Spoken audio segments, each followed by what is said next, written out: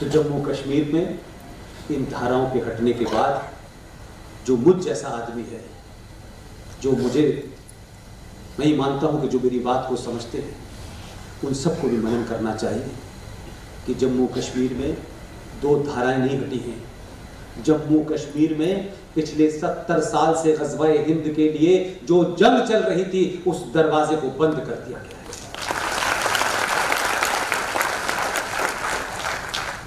लिहाजा आप जाइए,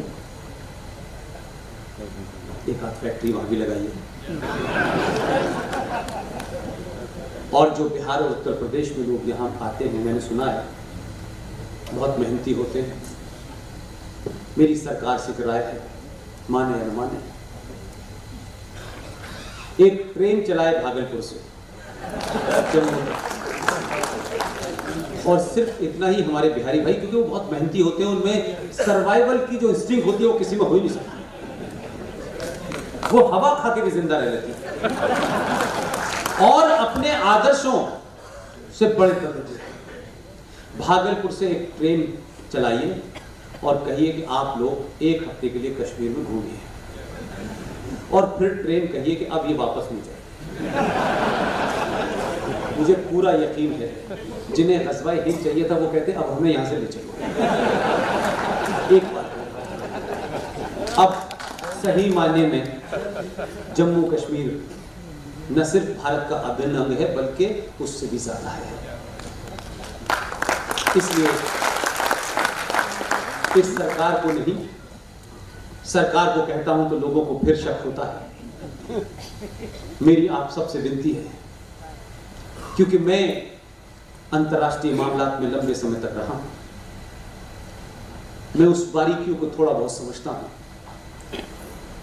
इस देश में 35A हटने के बाद और 370 हटने के बाद जो पूरी दुनिया में विधवा विलाप हो रहा है, उसके बारे में कुछ लोग सुन रहे हैं, कुछ नहीं सुन रहे हैं।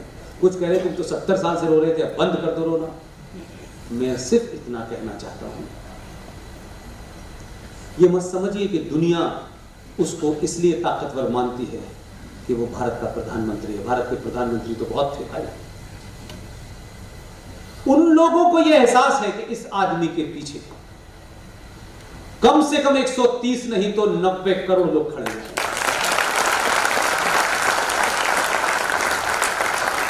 और आप उस सरकार को, क्योंकि वो सरकार में है, इस सरकार के लिए नहीं, 31 तारीख को इस महीने की, जब जम्मू कश्मीर में पहला उपराज्यपाल नियुक्त होगा और विधिवत रूप से जम्मू कश्मीर भारत के संविधान के तहत एक केंद्र शासित प्रदेश बनने के बाद उसकी सत्ता गृह मंत्रालय संभालेगा, उस दिन एक बार फिर मुबारकबाद दीजिए और जरूर ताली बजाइए इस बात को। बात तो मैंने कही नहीं कि कुछ लोगों को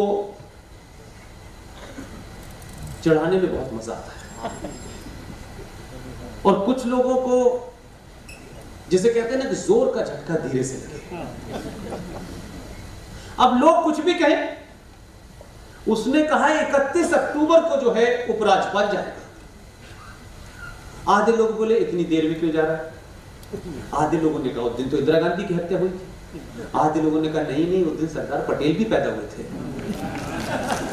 तो जो लोग कश्मीर से सरदार पटेल के नाम को समाप्त कर देना चाहते थे, एक मूव से आने वाली नस्लें जम्मू कश्मीर में, वो जिहादियों की हो, एंटी इंडिया की हो, हर बार देखेंगी कि 31 अक्टूबर में सरदार पटेल फिर जम्मू कश्मीर को जिंदा है।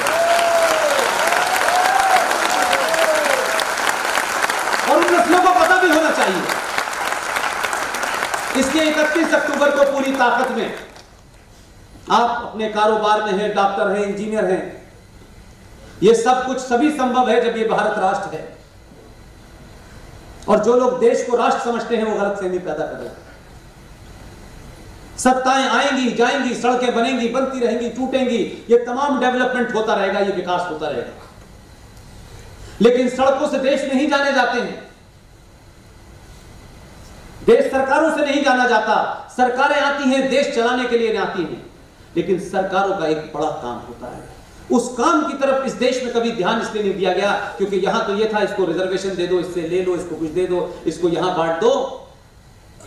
सरकारों का असली काम होता है उस राष्ट्र को बचाना, उस राष्ट्र की संस्कृति को स्थापित करना, उनके संस्कारों को स्थापित करना, उन लोगों की सोच और उस पूरी तहजीब को